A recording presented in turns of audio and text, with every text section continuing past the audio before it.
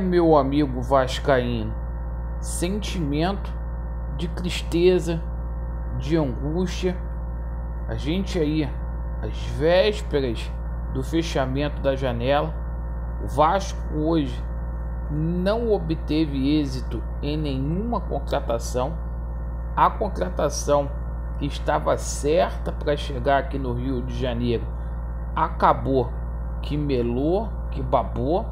A gente vai explicar muito para vocês aí o que aconteceu, os erros administrativos, e a gente vai falar aqui sobre a situação também dessa partida contra a equipe do Grêmio que vai acontecer no próximo domingo.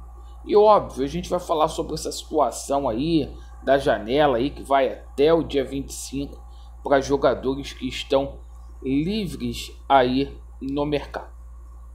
Bom, o seguinte, galera, eu tô cansado, tô muito exausto.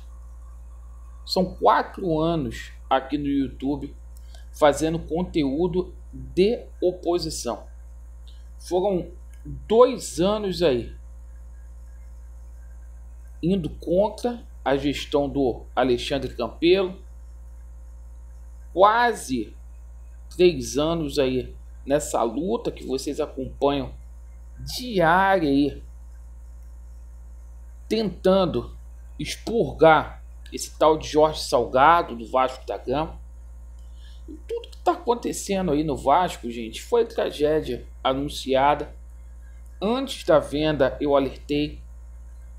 Tudo que o Jorge Salgado fez no Vasco da Gama deu errado. Não seria essa SAF para um grupo de forasteiros sem experiência no futebol, sem conhecer o mercado brasileiro e sem a apresentação do contrato que daria jeito aqui. Os meus inscritos não foram enganados com relação a essa situação.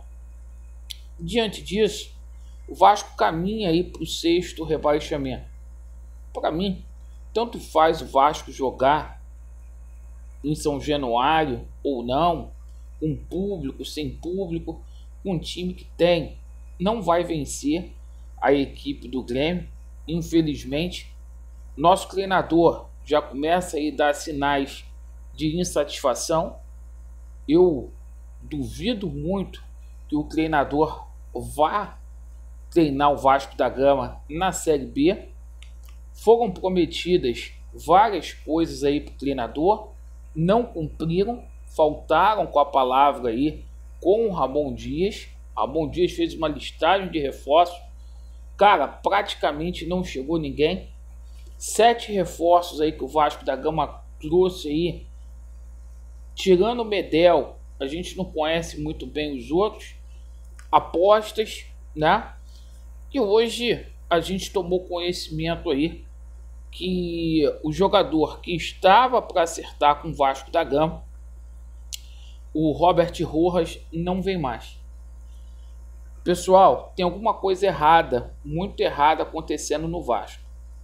O Robert Rojas, ele não vai vir para o Vasco porque o Vasco não fez o depósito de 500 mil dólares, que foi o valor que o River Plate pediu antecipado como garantia, que era 50% do valor acordado. Eu queria chamar a atenção de vocês que o Vasco esse ano vendeu 3 jogadores, arrecadou aí cerca de 100 milhões só com venda de jogador, tá? Se a gente colocar a venda do Andrei para o Chelsea, a venda do Pedro Raul para o Toluca e a venda do Ignaldo para o Shakhtar Donetsk, a gente não tá falando aqui, gente, nem de cota de TV que já entrou, nem nada disso. O Vasco não tem 500 mil dólares para poder fazer esse pagamento. É uma situação que foi muito parecida com a situação do Michael Santos, que o presidente do Talleres também pediu aí garantias. O Paulo Brax se zangou e a negociação não foi para frente. Eu peço perdão a você, torcedor do Vasco, que a gente tem que ser humilde, porque no caso aí do Michael Santos, né, o presidente Andrés Fassi dava a situação como certa. Quem deu bolo foi a 777 Partners, certo? Não é justo jogar na conta só do Paulo Brax, tá? Paulo Brax é funcionário, a gente tem que culpar o patrão dele, que é o Josh Wand. E peço desculpas também pelo Robert Rojas, que inclusive o empresário dele já até havia dito que tinha viagem marcada aqui para o Brasil. Surpresa para todos nós. O seguinte, estou vendo muitas pessoas aí atribuindo culpa ao Paulo Brax. Paulo Brax é um incompetente, não tem lastro para estar diante aí de uma SAF importante, que é a SAF do Vasco da Gama.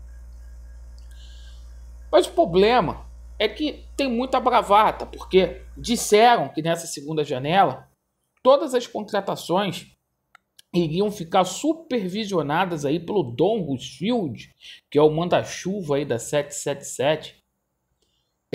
E até atribuíram que o treinador, queimaram um filme do treinador, dizendo que o Ramon Dias participava dessas negociações, o que eu cansei de falar nas minhas lives, que não era para vocês acreditarem nessa situação. Diante disso, estão dizendo aí que o Vasco está tentando outros jogadores, situação do Garcês, situação aí do Pablo Vegetti. Eu acho que não tem nem clima hoje para a gente falar aqui neste vídeo de reforços. Sinceramente, atribuir que o Vasco pode fazer contratações até o dia 25, pessoal, se eu faço isso, eu estou passando pano.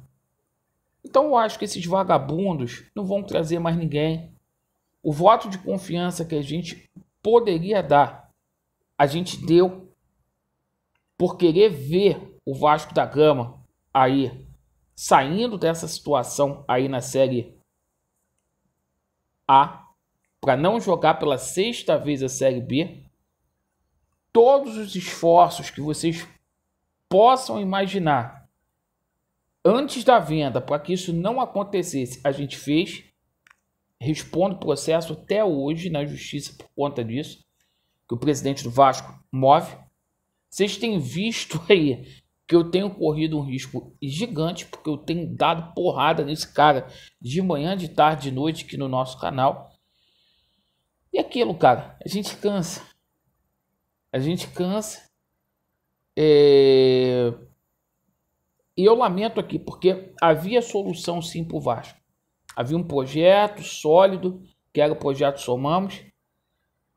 Esses youtubers, passadores de pano e jornalistas roubaram, ajudaram a roubar, ajudaram a aplicar o golpe, colocando um impostor lá no comando do Vasco da Gama. E as consequências estão aí, certo? E pelo incrível que pareça, ironicamente, a solução para o Vasco é essa eleição em novembro.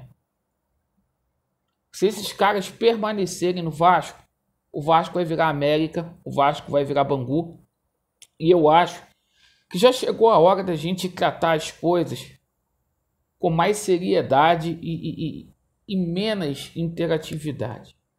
Certo? É esse o momento. Amanhã, inclusive, eu vou lá no Cabo da Ciolo, que vai ter um clamor lá em São Januário. Estarei lá para ver se unindo fé move montanha. Agradeço pela sua atenção, torcedor do Vasco. Vasco neles e a verdade prevalecerá. Valeu.